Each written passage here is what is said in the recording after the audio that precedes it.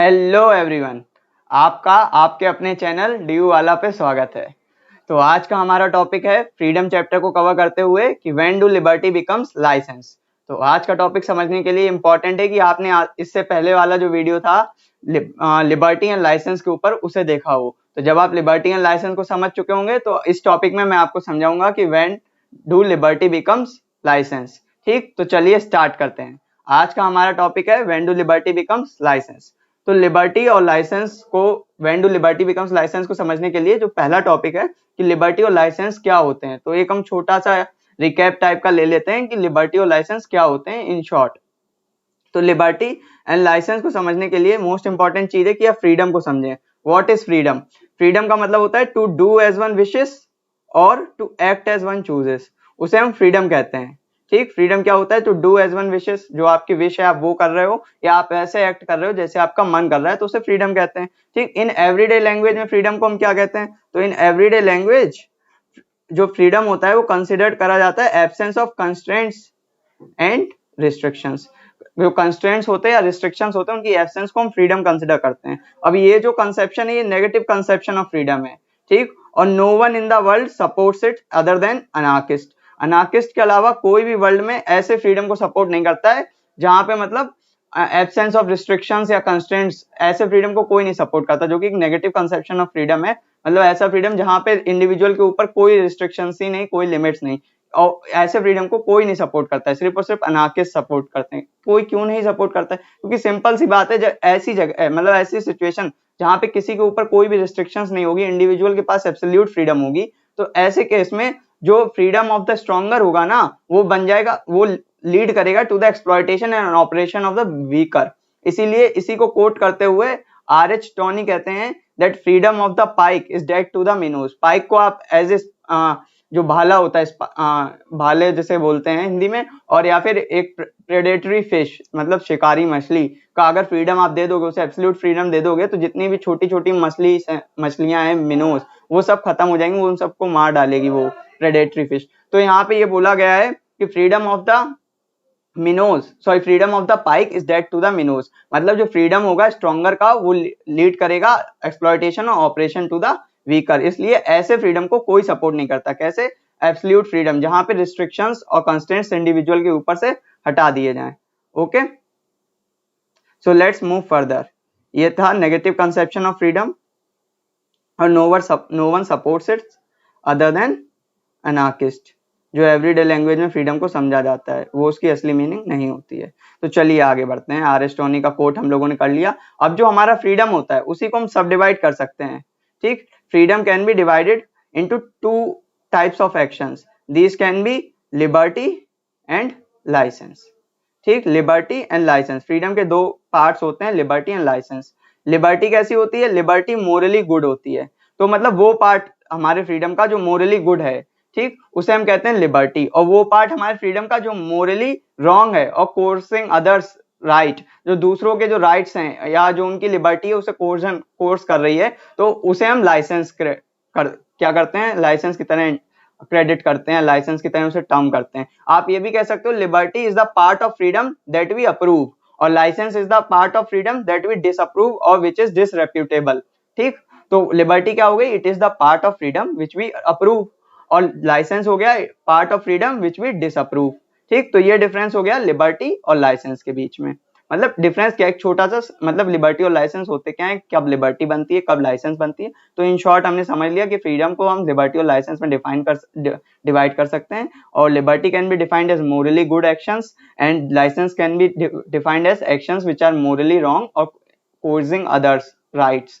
ठीक, या फिर actions which are not approved as freedom by society.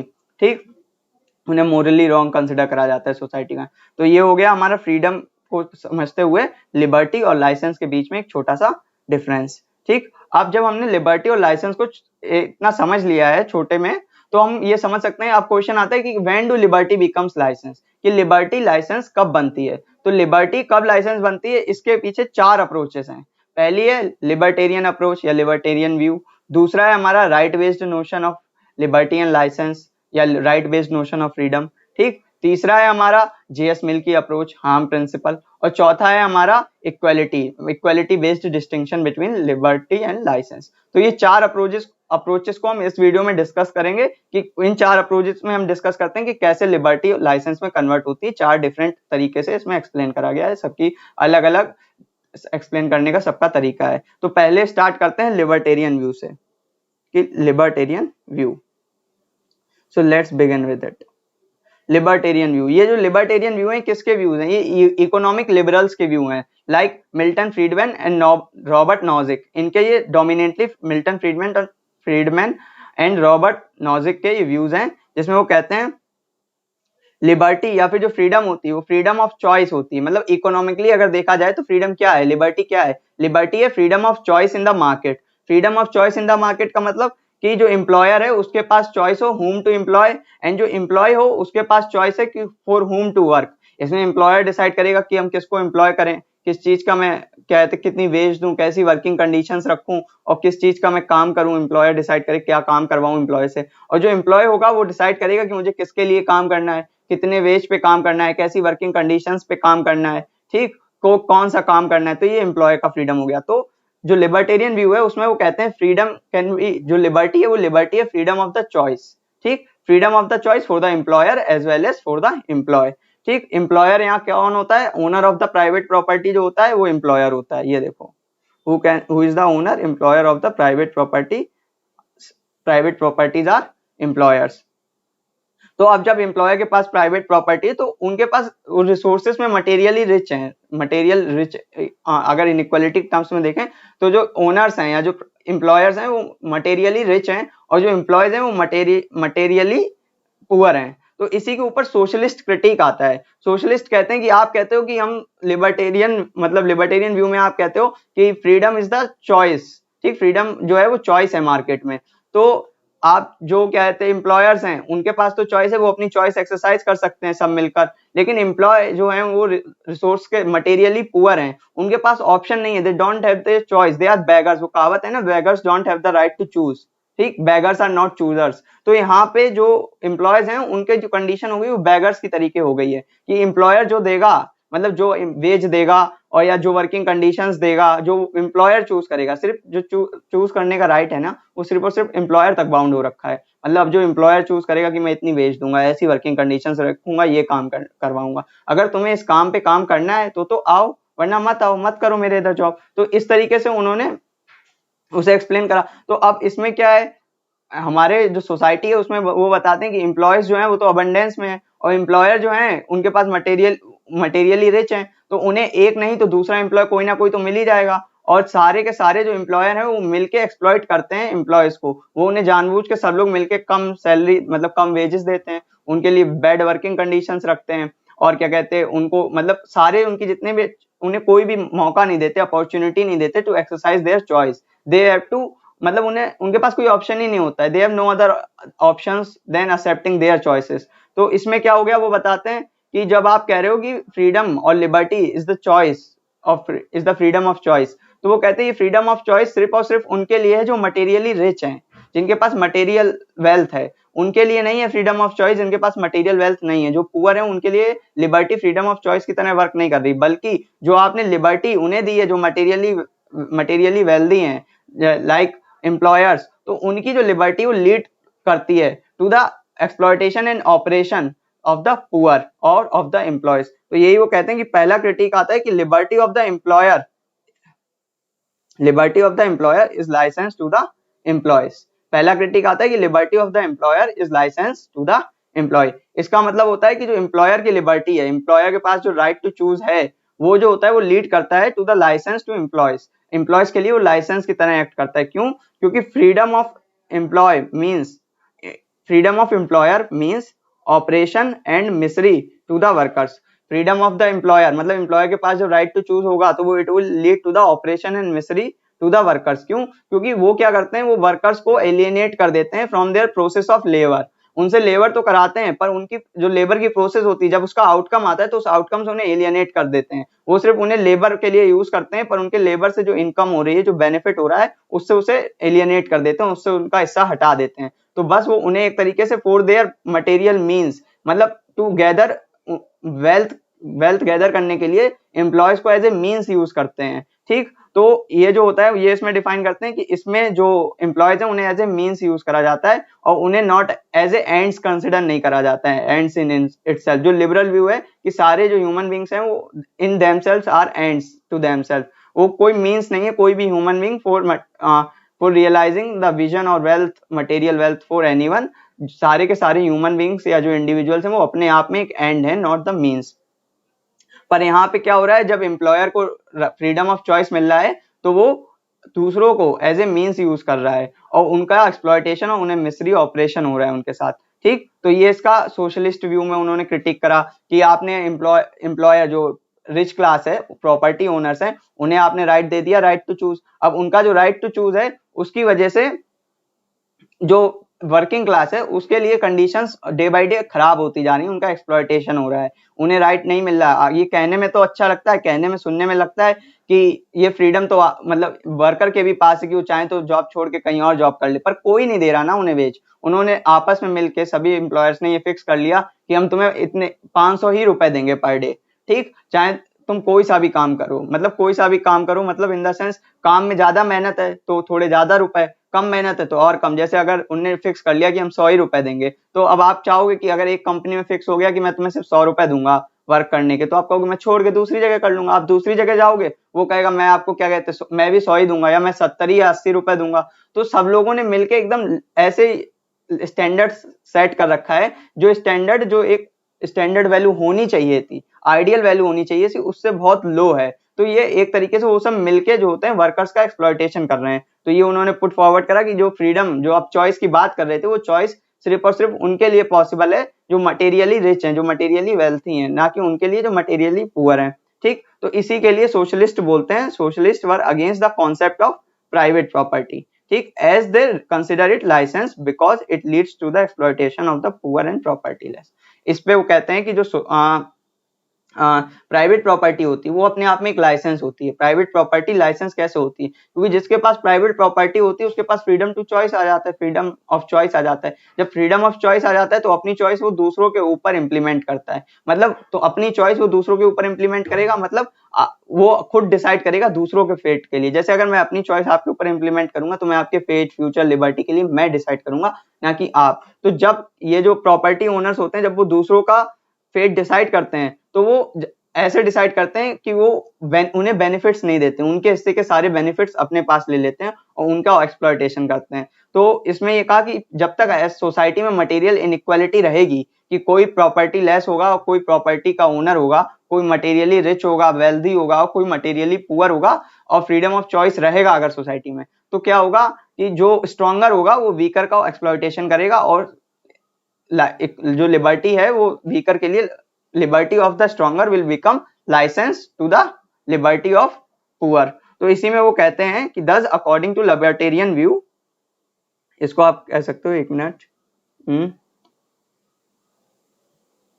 दस according to libertarian view unequal distribution of resources, जो resources का अनइक्वल डिस्ट्रीब्यूशन है, leads to the conversion of liberty to license. मतलब जब तक सोसाइटी में अनइक्वल डिस्ट्रीब्यूशन ऑफ रिसोर्सेस रहेगा तब तक जो है वो एक की लिबर्टी दूसरे के लिए लाइसेंस बनेगी, क्योंकि जो मटेरियली वेल्दी होगा उसकी लिबर्टी बन जाएगी licence to the materially poor person, जो मटेरियली पुअर होगा, ठीक। Therefore material inequality as the cause of licence, ये लिबर्टेरियन व्यू था। लिबर्टेरियन व्यू क्या था कि फ्रीडम को उन्होंने कंसिडर करा as the freedom of choice in the market, ठीक, freedom of choice for the employer as well as employ. But क्योंकि एम्प्लॉयर जो है वो क्या कहते हैं मटेरियली रिच है, वेल्दी है, तो उसका वो तो फ्रीडम ऑफ चॉइस एक्सरसाइज कर सकता है, उसके पास सारे ऑप्शंस हैं फ्रीडम ऑफ चॉइस एक्सरसाइज करने के लिए। पर जो पुअर हैं उनके पास तो वो तो मटेरियली रिच है नहीं, वो तो मटेरियली पुअर है। अब जब वो मटेरियली पुअर है तो उनके पास ऑप्शन ही नहीं है कि वो अपनी लिबर्टी को एक्सरसाइज कर सकें या फिर चूज कर सकें। क्योंकि यहाँ पे केस क्या बन रहा है, यहाँ पे केस ऐसा बन रहा है जैसे वो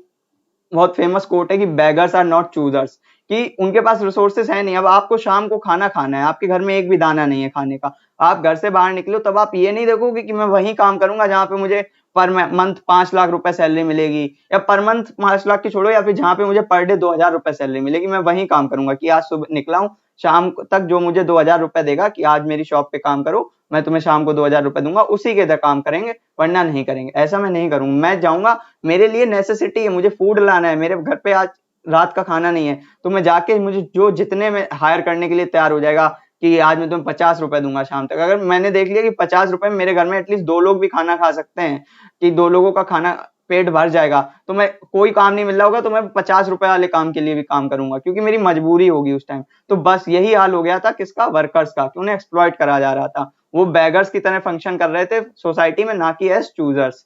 ठीक, तो ये उन्होंने सोशलिस्ट ने बताया कि ये इसका क्रिटिक है। तो लिबर्टेरियन व्यू में बोला गया कि फ्रीडम लिबर्टी लाइसेंस कब बनती है, लिबर्टी लाइसेंस तब बनती है जब मटेरियल रिसोर्सेज होते हैं वो अनइक्वली डिस्ट्रीब्यूट करे जाते हैं, और जब मटेरियल इनइक्वालिटी सोसाइटी में प्रिवेल होती है तब क्या कहते हैं, लिबर्टी लाइसेंस में कन्वर्ट होती है। Liberty of the stronger, stronger क्या है, liberty of the material rich, materially rich, जो मटेरियली वेल्दी है उसकी liberty will lead to the license और ऑपरेशन और the exploitation of the liberty of materially poor.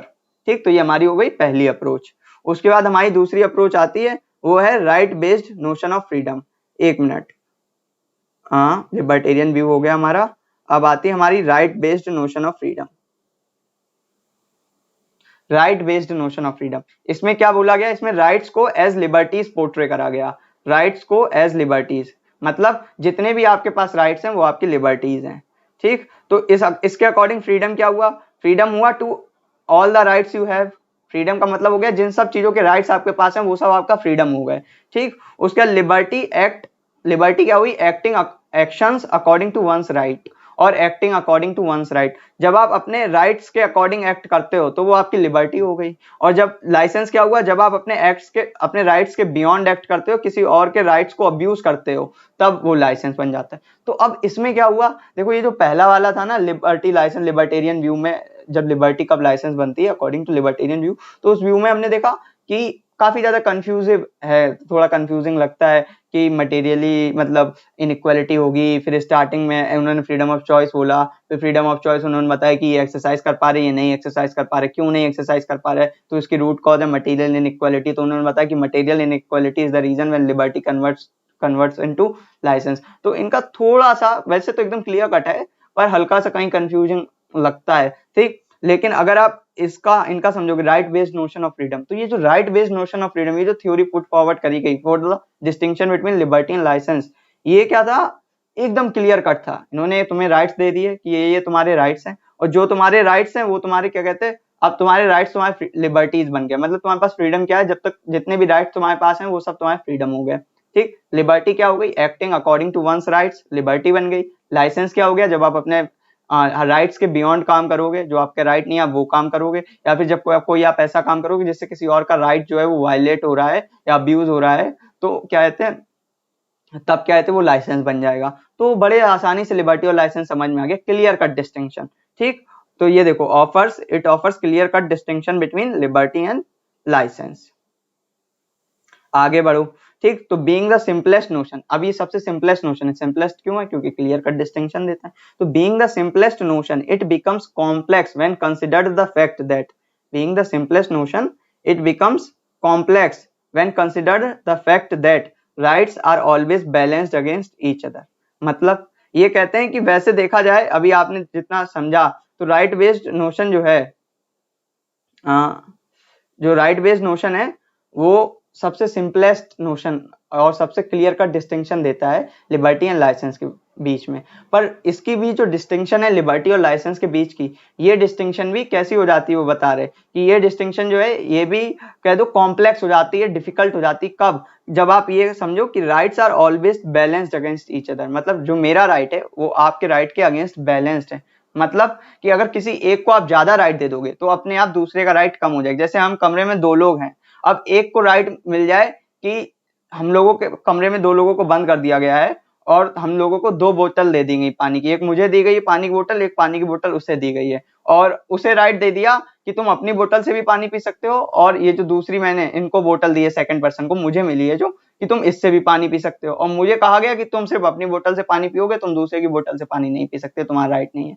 तो अब उसके पास मुझसे ज्यादा राइट है, उसके पास मुझसे ज्यादा लिबर्टी है, वो क्या करेगा, अपने इस बोतल का तो पानी जब उसका खत्म हो जाएगा तो वो मेरी का भी पी लेगा, जो कि मेरे हिस्से का पानी था। अब वो मेरे हिस्से का जो रिसोर्स है वो यूज कर रहा है, उसके पास उस चीज की लिबर्टी है। तो जब ये बोलते हैं, जब राइट्स को अनइक्वली डिस्ट्रीब्यूट करा जाए, मतलब किसी को राइट ज्यादा मिले और किसी को कम मिले, तब क्या होता है, तो तब लिबर्टी लाइसेंस में कन्वर्ट हो जाती है। तो इनने बोला कि लिबर्टी कब लाइसेंस में कन्वर्ट होती है, liberty converts into license when rights और लिबर्टीज आर डिस्ट्रीब्यूटेड अनइक्वली। तो सबको बराबर लिबर्टी मिलनी चाहिए, तो लिबर्टी जो फ्रीडम होगा वो लिबर्टी की तरह रहेगा। पर जब सबको अनइक्वल लिबर्टी मिले, किसी को लिबर्टी ज्यादा मिलेगी, किसी को कम मिलेगी, तो अनइक्वल डिस्ट्रीब्यूशन ऑफ लिबर्टी की वजह से लिबर्टी जो है वो लाइसेंस में कन्वर्ट हो जाती है, क्योंकि लिबर्टी जिसको ज्यादा मिली है उसकी लिबर्टी अथॉरिटी में कन्वर्ट हो जाएगी, and exercising authority over others वो अपने आप में एक लाइसेंस बन जाता है। ठीक, तो इन्होंने क्या कहा राइट बेस्ड नोशन में, इन्होंने राइट बेस्ड नोशन में ये बोला कि जो राइट्स हैं वो are always balanced against each other, therefore is a zero sum game. Zero sum game मतलब कि अगर किसी का ज्यादा करोगे तो किसी का कम हो जाएगा, और किसी का कम तो दूसरे का ज्यादा, इस तरीके से उन्होंने एक्सप्लेन करा। और जीरो सम गेम मतलब सबका जो राइट्स है वो सेम लेवल पे रखने चाहिए। जब सबके राइट्स बराबर होंगे, इक्वल राइट्स होंगे सबके पास, तभी क्या कहते हैं, हम लोग सोसाइटी में लिबर्टी या फ्रीडम को एज ए लिबर्टी सस्टेन कर सकते हैं। पर अगर राइट्स अनइक्वली डिस्ट्रीब्यूट होंगे, किसी के पास कम राइट्स होंगे, किसी के पास ज्यादा होंगे, तो जो आपकी लिबर्टी है वो लाइसेंस में कन्वर्ट हो जाएगी। तो it will lead to the conversion of liberty into license. ठीक, तो वो बोलते हैं क्यों लिबर्टी लाइसेंस कैसे बने, क्योंकि greater freedom of one diminishes the freedom of other. किसी एक के पास जब ग्रेटर फ्रीडम होगा तो उसके पास अथॉरिटी होगी, and he will diminish the freedom of others, तब उसकी लिबर्टी, उस वन पर्सन की लिबर्टी बन जाएगी लाइसेंस फॉर अदर्स। तो ये हमारा दूसरा क्या कहते हैं अप्रोच हो गई, right based notion of freedom. ठीक, तो ये इसकी अप्रोच हो गई। अब इसकी कंट्रोवर्सी आती है कि what should be considered as right.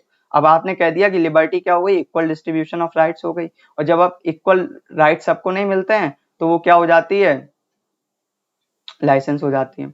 चलो ठीक, मान लिया। अब ये कहते हैं what should be considered as rights. अब कंट्रोवर्सी आती है कि what should be considered as rights. अब आप कहोगे बहुत सिंपल है, सब चीज को जो जो अच्छा है फ्रीडम के लिए, मतलब जो जो पॉजिटिव फ्रीडम में आता है, या जो जो एक इंडिविजुअल के लिए बेनिफिशियरी है, उन सब चीजों को एज ए राइट्स कंसिडर कर दो। तो बात तो सही है आपकी, हमें भी यही लगता है। पर इससे पहले आप ये बोलने से पहले आप ये समझो राइट्स कहते किसे हैं।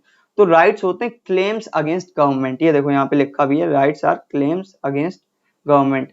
क्लेम्स अगेंस्ट गवर्नमेंट मतलब समझे, क्लेम्स का मतलब है अगर मेरे पास राइट है, जैसे अगर सपोज जैसे लोअर कास्ट के लोग हैं, उनके पास राइट है कि उन्हें कोई एक्सप्लॉइट नहीं कर सकता है। ठीक, तो राइट अगेंस्ट एक्सप्लॉइटेशन है उनके पास।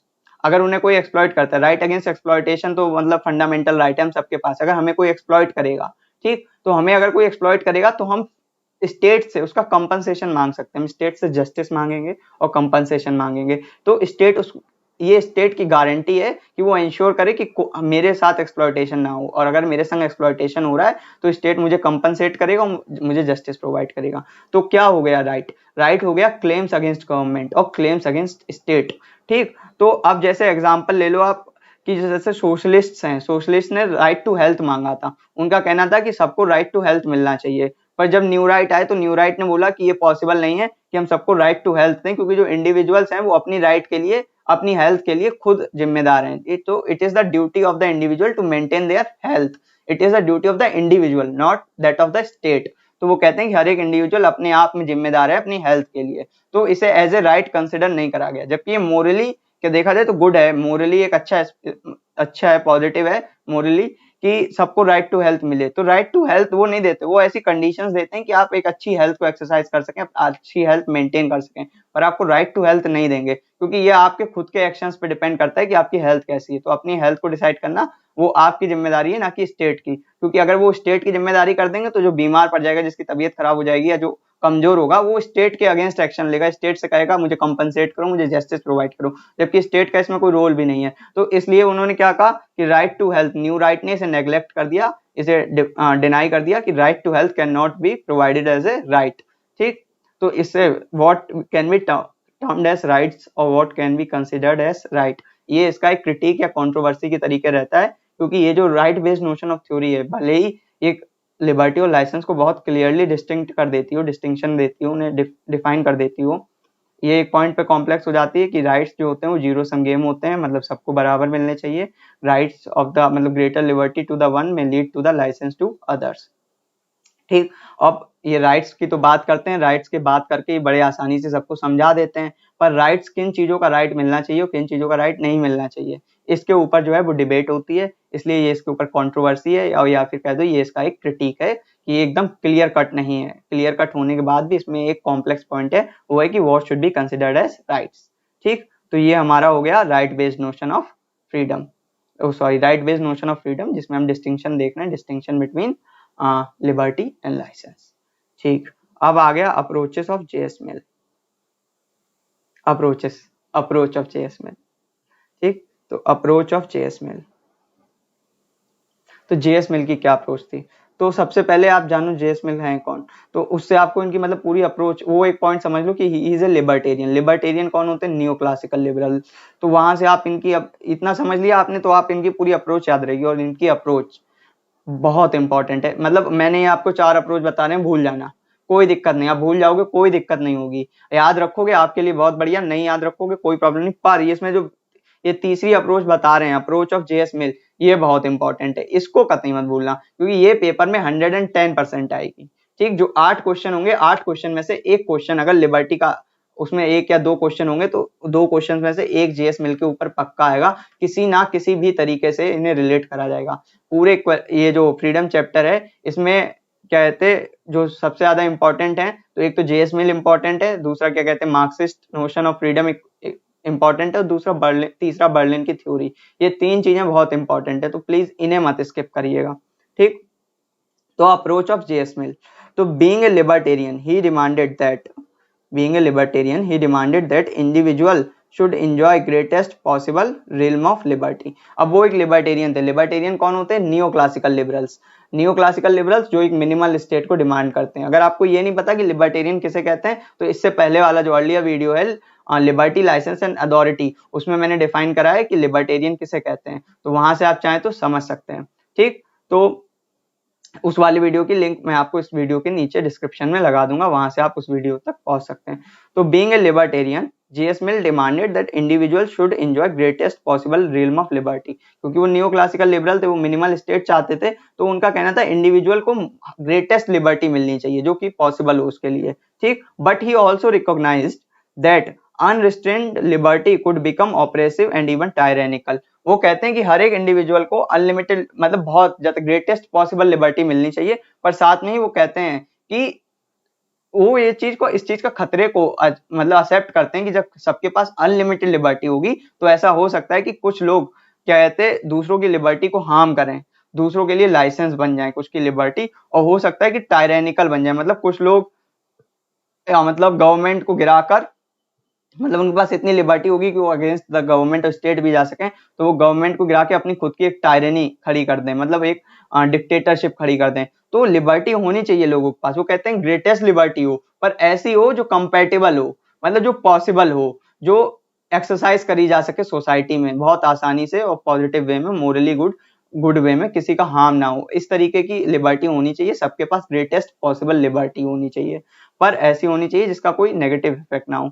ठीक, तो बट यहाँ पे देखो, but he also recognise that unrestrained liberty could become oppressive and even tyrannical. तो वो लिबर्टी मांगते हैं इंडिविजुअल के लिए ग्रेटेस्ट लिबर्टी, पर इस तरीके से ताकि जो एक पर्सन की लिबर्टी है वो किसी दूसरे की लिबर्टी को हार्म ना करे, या फिर लॉन्ग टर्म में एक पर्सन की लिबर्टी दूसरों की लिबर्टी के लिए हार्म ना बने।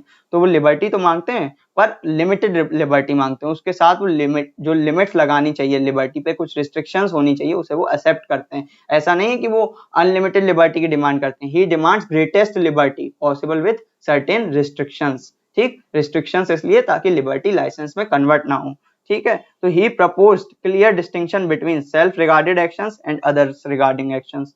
उन्होंने सेल्फ रिगार्डिंग एक्शंस बनाए, मतलब उन्होंने दो जो ह्यूमन एक्शंस हैं, इंडिविजुअल के एक्शंस हैं, उनके बीच में उन्होंने 2 डिस्टिंक्शंस दी। उन्होंने कही है कि जो इंडिविजुअल के एक्शंस होते हैं वो 2 तरीके के होते हैं, एक होते हैं सेल्फ रिगार्डेड एक्शंस और एक होते हैं अदर्स रिगार्डेड एक्शंस। तो सेल्फ रिगार्डेड एक्शंस कौन से होते हैं? सेल्फ रिगार्डेड एक्शंस वो होते हैं जो जिन एक्शंस में इंडिविजुअल अपनी बॉडी के साथ या अपनी सोल या अपनी लाइफ के साथ डील करता है, तो वो होते हैं उसके सेल्फ रिगार्डेड एक्शंस। कौन से एक्शन सेल्फ रिगार्डेड होते हैं? वो एक्शंस जिसमें इंडिविजुअल अपनी बॉडी, लाइफ या सोल के साथ डील कर रहा है, तो उसके सेल्फ रिगार्डेड एक्शंस होते हैं। अब चाहे वो अपना सुसाइड कर ले तो वो भी जस्टिफाइड है, वो ड्रग्स ले वो भी जस्टिफाइड है, वो अल्कोहल ले वो भी जस्टिफाइड है। अगर वो सिर्फ उसकी बॉडी तक लिमिटेड है तो वो काम जस्टिफाइड है, वो उसके खुद तक लिमिटेड है तो काम जस्टिफाइड है। स्टेट इसलिए इंटरवीन नहीं कर सकता है क्योंकि सुसाइड करने से वो आदमी मर जाएगा, उसका खुद का पर्सनल हार्म होगा। तो अगर पर्सनल हार्म है तो स्टेट इंटरवीन नहीं कर सकता है। पर्सनल हार्म इन्होंने जस्टिफाई करा है कि इंडिविजुअल के पास राइट है टू मेक पर्सनल हार्म। ठीक, तो ये वो कहते हैं वो सेल्फ रिगार्डेड एक्शंस हो गए। वो कहते हैं अदर्स रिगार्डिंग एक्शंस क्या आते हैं? अदर्स रिगार्डिंग एक्शंस वो होते हैं जो अदर्स डिसाइड करेंगे फॉर द इंडिविजुअल। मतलब ऐसा नहीं वो उसकी लिबर्टी डिसाइड करेंगे, मतलब वो एक्शंस जो जिसमें इंडिविजुअल के वो एक्शन जिसमें दूसरों की लिबर्टी रिस्क में आती है या फिर उनकी लिबर्टी को हार्म होता है, उन एक्शंस को डिसाइड करने के लिए सोसाइटी मिलकर लॉज बनाएगी या सोसाइटी मिलकर रिस्ट्रिक्शंस या कंस्ट्रेंट्स या रिस्ट्रेंट्स को डिसाइड करेगी। कौन से? जो अदर्स रिगार्डिंग एक्शंस हैं जिसमें इंडिविजुअल के एक्शंस की वजह से दूसरों की लिबर्टी रिस्क में आती है या फिर दूसरों की लिबर्टी को हार्म होता है, तब क्या कहते हैं जो सोसाइटी है वो मिलकर लिबर्टी के ऊपर रिस्ट्रेंट्स लगा सकती है दूसरे की लिबर्टी के ऊपर। वरना आप कभी भी किसी दूसरे की लिबर्टी के ऊपर रिस्ट्रेंट्स या रिस्ट्रिक्शंस नहीं लगा सकते हो अनटिल एंड अनलेस वो जब तक किसी और को हार्म ना करे। तो इसी को उन्होंने क्या बोला, ये देखो पहले तो ये जो अभी बात मैंने कही वो देखो यहाँ लिखी, only justification of constraining the freedom of individual was the event of harm being done to others. तो इन्होंने क्या बोला, only justification of constraining the freedom of individual was the event of harm being done to others. मतलब आप सिर्फ और सिर्फ तभी किसी के फ्रीडम को कंस्ट्रेन, रिस्ट्रिक्ट या रिस्ट्रेन कर सकते हो जब किसी के लिबर्टी की वजह से, किसी इंडिविजुअल की लिबर्टी की वजह से किसी दूसरे इंडिविजुअल को हार्म हो रहा हो। उसी कंडीशन में आप किसी इंडिविजुअल की लिबर्टी को रिस्ट्रिक्ट या रिस्ट्रेन कर सकते हो। ठीक, तो ये जेएस मिल ने बोला। तो इन्होंने क्या बोला, लिबर्टी और लाइसेंस को पहचानने के लिए इन्होंने जो प्रिंसिपल दिया वो बोला हार्म प्रिंसिपल, कि जब किसी की लिबर्टी किसी दूसरे के लिए हार्म क्रिएट करे तब उनकी जो लिबर्टी होती है वो लाइसेंस में कन्वर्ट हो जाती है। तो when do liberty becomes licence? तो liberty becomes licence when liberty of one causes harm to other. ठीक, जब मेरी लिबर्टी से किसी सेकंड पर्सन को हार्म होगा तब मेरी लिबर्टी लाइसेंस में कन्वर्ट हो जाएगी। तो ये था जेएस मिल का हार्म प्रिंसिपल, ये बहुत फेमस है। ठीक, जेएस मिल का हार्म प्रिंसिपल, वो कहते हैं कि किसी एक पर्सन की लिबर्टी जो है वो लाइसेंस में तब कन्वर्ट होगी जब उसकी लिबर्टी से किसी दूसरे को हार्म होगा। ठीक, तो ये आ गया harm principle indicates point at which freedom becomes excessive and the point at which liberty becomes licence. ठीक, तो वो बताते हैं हार्म प्रिंसिपल की वजह, हार्म प्रिंसिपल से वो बताते हैं कि लिबर्टी लाइसेंस में तब कन्वर्ट होती है जब किसी पर्सन की लिबर्टी से किसी अदर पर्सन को, सेकंड पर्सन को हार्म होता है। तो when liberty of one causes harm to other it becomes licence. ठीक, तो ये हार्म प्रिंसिपल था किसका? जेएस मिल का। इसके जेएस मिल के हार्म प्रिंसिपल का क्रिटिक या कंट्रोवर्सी क्या है? क्रिटिक इनका ये है कि अकॉर्डिंग टू जेएस मिल बहुत सिंपल प्रिंसिपल था, इसमें कोई भी रॉकेट साइंस नहीं है। मतलब सिंपल सी चीज, अगर मेरे एक्शन से तुम्हें कोई हार्म हो रहा है इसका मतलब मेरा एक्शन जो मेरी लिबर्टी वो लाइसेंस में कन्वर्ट हो गई। बहुत सिंपल था, पर उनके कहने में नहीं सिंपल था, पर उसका सबसे बड़ा क्रिटिक ये है कि what is meant by harm. Harm क्या है? फिजिकल हार्म की बात हो रही है यहाँ पे, साइकोलॉजिकल हार्म की बात हो रही है, मोरल हार्म की बात हो रही है या स्पिरिचुअल हार्म की बात हो रही है? तो यहाँ पे जो सबसे बड़ा मतलब क्रिटिक है उनका, या फिर जो क्वेश्चन आता है, जो कंट्रोवर्सी आती है कि कंट्रोवर्सी आती है कि व्हाट कैन बी और what can be considered harm as. Harm को कैसे डिफाइन करें? हार्म कौन सा harm? Physical harm, moral harm, psychological harm, spiritual harm. G S Mill ने कौन से हार्म की बात करी है? क्या उन्होंने फिजिकल हार्म की बात करी है या मोरल की या साइकोलॉजिकल की या स्पिरिचुअल की? कौन से हार्म की बात करी उन्होंने? ये यहाँ पे क्वेश्चन आता है, ये यहाँ पे कंट्रोवर्सी बनती है। ठीक, कंट्रोवर्सी क्यों बनती है? अब आप समझो, सपोज मैं आपको अब्यूज कर रहा हूँ, आपको गालियां दे रहा हूँ, तो मैं जब आपको अब्यूज कर रहा हूँ तो मैं आपको फिजिकली हार्म नहीं कर रहा हूँ, पर मैं आपको मोरली हार्म कर रहा हूँ। या फिर जैसे आप सपोज एक ब्राह्मण है और मैं आपके घर में नॉनवेज फेंक के जा रहा हूँ या आपके घर पे अंडे फेंक के मार रहा हूँ आपके घर की दीवार पे, तो मैं आपको फिजिकली हार्म नहीं कर रहा हूँ, पर मैं आपको स्पिरिचुअली हार्म कर रहा हूँ। ठीक, और जैसे सपोज आपको मैं डरा के रख रहा हूँ, मैं आपको मार नहीं रहा हूँ, मैं आपको डरा रहा हूँ, धमकी दे रहा हूँ, ब्लैकमेल कर रहा हूँ, मैं आपको साइकोलॉजिकली हार्म कर रहा हूँ पर फिजिकली हार्म नहीं कर रहा हूँ। तो ऐसे बहुत से हार्म्स है कि जब हम एक इंसान को मोरली हार्म करते हैं तब उसको फिजिकली हार्म नहीं करते हैं, साइकोलॉजिकली हार्म कर रहे हैं तब भी फिजिकली हार्म नहीं कर रहे हैं, या स्पिरिचुअली हार्म कर रहे हैं तो भी हम उसे फिजिकली हार्म नहीं कर रहे हैं, तो या फिर जब हम उसे फिजिकली हार्म कर रहे हैं तो फिर हम उसे स्पिरिचुअली हार्म नहीं कर रहे हैं। तो ऐसे बहुत से तरीके हैं जिससे एक इंसान को हार्म करा जा सकता है, और जब एक तरीके से हार्म करा जा सकता है तो पॉसिबल है दूसरे तरीके से हार्म ना हो। तो यहाँ पे यही कंट्रोवर्सी बनती है कि कौन से हार्म की बात जेएस मिल कर रहे हैं, जेएस मिल ने कौन से हार्म की बात करी है। ठीक, तो यही यहाँ पे कंट्रोवर्सी बनती है, ये उनका क्रिटिकल पॉइंट है कि उन्होंने ये सही से डिफाइन नहीं करा कि what do he meant by harm. ठीक, तो ये उनका क्रिटिक बनता है जेएस मिल की अप्रोच का, जो उनका हार्म प्रिंसिपल है उसका क्रिटिक है कि ही डजंट डिफाइन प्रॉपर्ली और clearly what do he meant by harm. ठीक, तो ये हो गया हमारे तीन अप्रोचेस हो गई। अब हमारी लास्ट अप्रोच आती है equality based distinction between liberty and licence.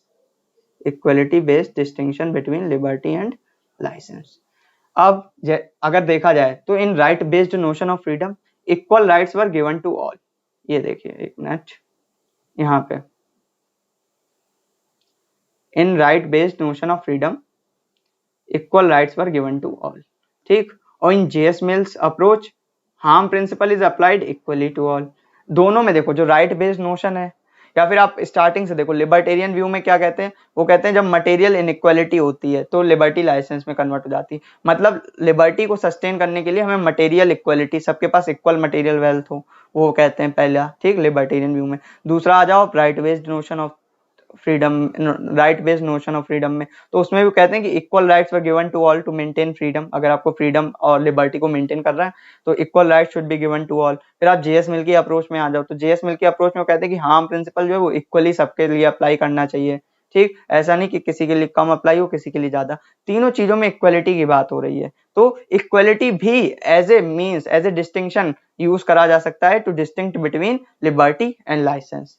ठीक है, तो इसके संग हम जब इक्वालिटी की बात करते हैं तो इसका मतलब है कि this implies that one way to distinguish between liberty and license is through the application of principle of equal liberty, जो कि अभी मैंने बोला है। तो thus liberty becomes license not when rights are violated, मतलब राइट बेस्ड नोशन की बात हो रही, not when rights are violated or when harm is done to others but when liberty is shared out unequally। यहाँ पे वो कहते हैं liberty becomes license not when, ये देखो यहाँ पे लिखा है, एक minute, liberty becomes license not when rights of others are violated or when harm is done to others but when liberty is shared out unequally। तो इस डिस्टिंक्शन में ये जो थ्योरी है, इक्वालिटी बेस्ड थ्योरी है डिस्टिंक्शन करने की, उसमें वो कहते हैं कि कोई भी आपकी जो लिबर्टी होती है वो लाइसेंस में तब नहीं कन्वर्ट होती है जब कोई आप राइट वायलेट करते हो किसी का, या फिर जब हार्म करते हो आप किसी को, तब आपकी लिबर्टी लाइसेंस नहीं बनती है। लिबर्टी को लाइसेंस में कन्वर्ट करने की जो रूट कॉज है वो है कि अनइक्वल शेयरिंग ऑफ लिबर्टी। जब लिबर्टी को अनइक्वली सोसाइटी में शेयर करा जाता है, किसी को ज्यादा किसी को कम, तब जाके जो अनइक्वल डिस्ट्रीब्यूशन ऑफ लिबर्टी होता है वो बनता है रूट कॉज किसकी, conversion of liberty to license. So the unequal sharing of liberty into the society leads to the conversion of liberty into license. समझे क्या बोला, इसमें बोला गया है कि unequal distribution of liberty leads to the conversion of liberty into license. समझे, तो जब लिबर्टी को अनइक्वली डिस्ट्रीब्यूट करा जाता है तो वो लाइसेंस में कन्वर्ट हो जाती है। ठीक, claiming the same John Rawls said each person is entitled to the possible liberty compatible with like liberty for all। इसे आप कोट कर सकते हो, बहुत इंपॉर्टेंट है, क्योंकि अगर आप कोट करोगे, जितने ज्यादा आपके एग्जाम के टाइम पे जितने ज्यादा आपके आंसर शीट में कोट्स होंगे, टीचर को लगेगा आप उतने ज्यादा पढ़ने वाले हो, उतने ज्यादा फिर आपको नंबर मिलेंगे। ठीक, तो कोट्स मेरी मानो याद कर लो, आप इसका स्क्रीनशॉट ले लो, कहीं लिख लो, दैट विल बी बेटर। ठीक, तो each person is entitled to greatest possible liberty compatible with like liberty for all. तो इसमें जॉन रॉल्स कहते हैं कि हर एक पर्सन को, जितने भी इंडिविजुअल्स हैं, उन सबको ग्रेटेस्ट लिबर्टी मिलनी चाहिए, greatest possible liberty. Possible liberty मतलब ग्रेटेस्ट पॉसिबल लिबर्टी, ऐसी लिबर्टी जो पॉसिबल हो सबके लिए। मतलब हमें लिबर्टी सबको ग्रेटेस्ट देनी है, पर एक कंस्ट्रेंट है, उसे फॉलो करना है कि वो ही लिबर्टी सब में डिस्ट्रीब्यूट करी जा सके, इतनी हाई ग्रेटेस्ट तो हो, सबसे ग्रेटेस्ट पॉसिबल लिबर्टी हो, पर वो सब में डिस्ट्रीब्यूट करने के बाद वो फीजिबल हो, ऐसी लिबर्टी हमें डिस्ट्रीब्यूट करनी। तो वो क्या करते हैं कि each person is entitled to greatest possible liberty compatible with like liberty for all. तो ये पूरा कोट अपने आप में इक्वालिटी बेस्ड नोशन जो है डिस्टिंक्शन करने का लिबर्टी और लाइसेंस में, ये अकेला कोट पूरे को समराइज कर देता है कि each person is entitled to greatest possible liberty compatible with like liberty for all. Okay, उसके बाद क्रिटिक पे बढ़ते हैं। तो इसका क्रिटिक क्या हुआ, जो equality based notion of equality based distinction between liberty and licence, उसका क्रिटिक क्या है? उसका क्रिटिक है how freedom can be defined या how liberty can be defined. जो आप कह रहे हो कि सबको लिबर्टी इक्वली मिलनी चाहिए, ठीक है, हम सबको इक्वल लिबर्टी दे देंगे, पर लिबर्टी है क्या? आप ये जो फ्रीडम लिखा है इसे आप ऐसे कंसिडर कर लो, यहाँ पे फ्रीडम को liberty, wait a second, done, how freedom can be defined, तो फ्रीडम है यहाँ पे लिबर्टी, ठीक। तो how freedom can be defined या how liberty can be defined.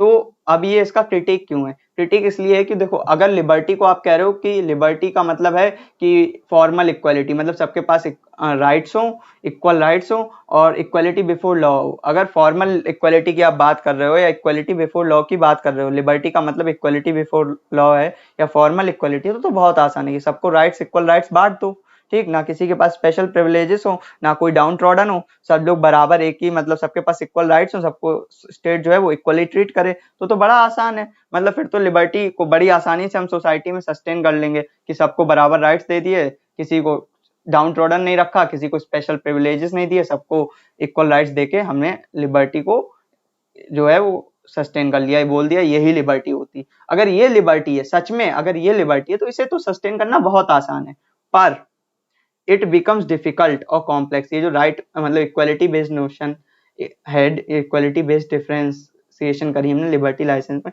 इसमें हम कहते हैं कि अगर सबको इक्वल लिबर्टी देने से लिबर्टी को लाइसेंस में कन्वर्ट होने से रोक लिया जाता है, तो लिबर्टी को सस्टेन करने के लिए सबको इक्वल लिबर्टी दे दो। पर इस पे क्वेश्चन आता है कि इक्वल लिबर्टी है क्या? तो जब इक्वल लिबर्टी है क्या तो इसे डिफाइन करते हैं, यही इसका क्रिटिक है कि इक्वल लिबर्टी, लिबर्टी ही क्या है? लिबर्टी तो बताओ आप, लिबर्टी किसे बोल रहे हो इक्वल लिबर्टी में? तो लिबर्टी अगर आप ये बोल रहे हो कि सबके पास इक्वल राइट्स होने चाहिए, तो ये तो बड़ा आसान है। Freedom is defined as a set of rights, ये लिखा है यहाँ पे कि freedom is defined as a set of rights, then it is very easy, because सिर्फ हमें फॉर्मल इक्वालिटी का मतलब कि सबके पास इक्वल राइट्स हो, इसे कंफर्म करना है, इंश्योर करना है। दूसरी चीज हमें इंश्योर करनी है कि इक्वालिटी बिफोर लॉ हो, ठीक है, सब इक्वल हो लॉ के सामने, इसे इंश्योर करना है। बहुत आसान है, हम बड़ी आसानी से सोसाइटी में लिबर्टी को सस्टेन कर लेंगे।